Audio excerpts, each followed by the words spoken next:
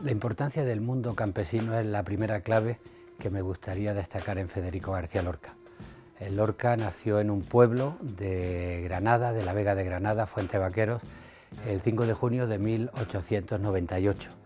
Como García Lorca en su madurez escribió Poeta en Nueva York, que es uno de los grandes libros de la poesía universal del siglo XX sobre la ciudad, tendemos a identificarlo solo con la modernidad urbana y sin embargo es conveniente recordar las claves campesinas, porque en Fuentevaqueros se aficionó a la tradición oral, a la cultura oral, a las leyendas populares y por algo que es importante también.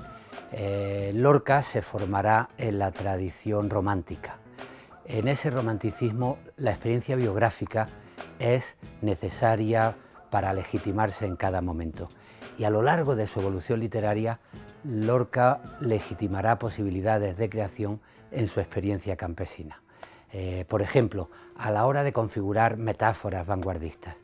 El profesor Álvarez de Miranda estudió de qué forma el mito entra en la metáfora de García Lorca. La luna significa la muerte y eso lo acerca a las tradiciones primitivas. ¿Por qué? Porque las había aprendido en el mundo rural, donde la luna, frente al sol, que está siempre quieto y poderoso, va creciendo, va menguando y desaparece, y por eso significaba la muerte.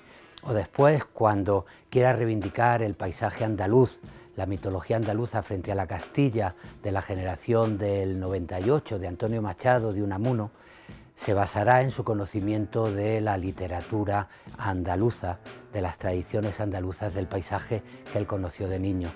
O finalmente, cuando en la barraca quiera llevar el teatro a los pueblos, defenderá la experiencia de lo popular que él conoció de niño y de ahí que sus tragedias más importantes como Bodas de Sangre, Yerma o su drama irrealista La casa de Bernarda Alba vaya en busca de la Vega andaluza, de la Vega de Granada.